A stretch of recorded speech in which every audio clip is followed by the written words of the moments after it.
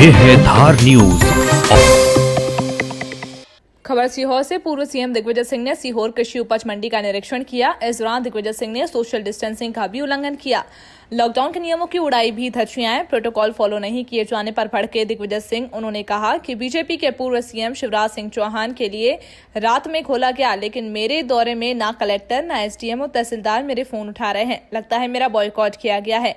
मैंने कमिश्नर को शिकायत की है। सागर दौरे पर कहा कि यूपी का गेहूं उपार्जन केंद्र पर तुला गोविंद सिंह की शाह पर न्याय के लिए अदालत भी जाऊंगा। किसान परेशान हैं, ज्यादा तोला जा रहा है गेहूं। वहीं बीजेपी के नेताओं की मिली भगत। सिंधिया को बीजेपी नेताओं द्वारा ट्रोल किए जाने पर कहा कि बीजेपी जाने, सिंधिया जाने और ट्रोल करने वाले नेता जाने।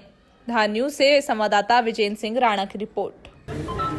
चूंकि लॉकडाउन था इसलिए मैं तुलाई केंद्रों पे नहीं निकल पा रहा था। जब लॉकडाउन खुला है तो मैं जितने तुलाई केंद्र हैं वहाँ पर जाने का मैंने प्रयास किया है। मैंने प्रशासन को सूचना भी दे दी थी, लेकिन मुझे इस बात का दुख है कि जब शिवराज सिंह चौहान भूतपूर्व मुख्यमंत्री थे तो उनके लिए तो जिला कलेक्ट्रेट रात को 10 बजे खुलकर उनकी मीटिंग हुई, लेकिन जब मैं भी भूतपूर्व मुख्यमंत्री के रूप में किसानों की समस्या सुनने के लिए मंडी में आया हूँ तो ना यहाँ तहसीलदार है, ना एसडीएम है, ना कलेक्टर है और कोई फ़ोन नहीं उठा रहा है। मैंने इस बारे में कमिश्नर साहब से कहा है कि इस बारे में क्या आप लोगों ने बॉयकॉट करने का निर्णय लिया है क्या। मेरी सूचना जब प्रशासन को है तो इस तरह का जो है व्यवहार आपत्तिजनक है और मैं निश्चित तौर पर इस बारे में गंभीरता से इसको लूँगा। एक सागर जिले में विकास तहसील राहतगढ़ में एक उपमंडी है सिहोरा। उत्तर प्रदेश के जो गरीबों में गेहूं बंटना था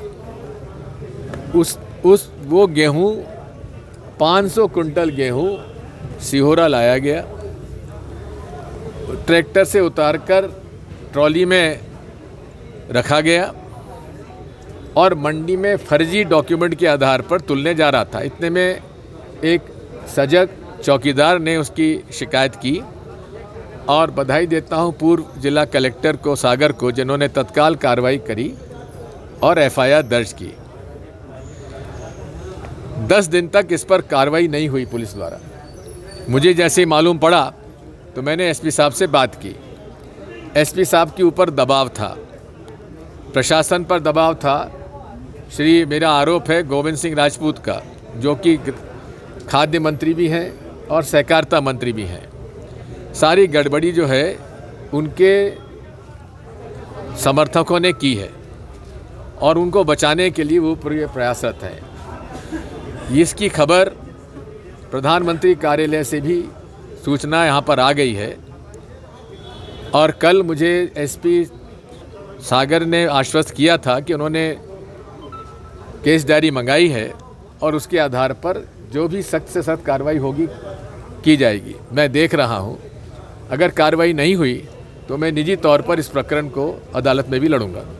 इसमें मुझे क्या कहना है, भाजपा जाने, सिंधिया जी जाने और ट्रोल करने वाले भाजपा नेता जाने। सागर के 2 लाख रुपए का लोन का जो हुआ था कि कांग्रेस सरकार माफ करेगी, 1 जून से आप लोग मांग करेंगे कि निश्चित तौर पे मांग करेंगे। हुआ यह है कि जो पहली राउंड में जो एनपीए थे जिनका कि बकाया था उनके 2-2 लाख रुपए माफ़ हो गए। सबकी जानकारी भी हो गई, उनके खाते में जमा भी हो गया। और जो ड्यू थे उनके 0 से लेके 50,000 तक के कर्जे माफ़ हो गए थे। सेकेंड राउंड में जो लोग बच गए थे ओवर ड्यू किसान पुराने, उनके 2 लाख के कर्जे माफ़ हुए और 50,000 से लेकर 1 लाख तक के कर्जे के पैसे कमलनाथ जी की सरकार में पैसे रिलीज़ कर दिए गए थे। कमर्शियल बैंकों ने एडजस्ट कर लिया, लेकिन भोपाल में मुझे शिकायत मिली थी कि सहकारी बैंक के लोग इसमें राजनीति कर रहे हैं और वो सरकार से पैसा आ जाने के बाद भी वे उनके खातों में जमा नहीं कर रहे और उनसे ब्याज वसूल कर रहे हैं। इस पर मेरी कुछ स्पष्ट प्रमाण मुझे मिलेगा तो मैं इसको देखूंगा।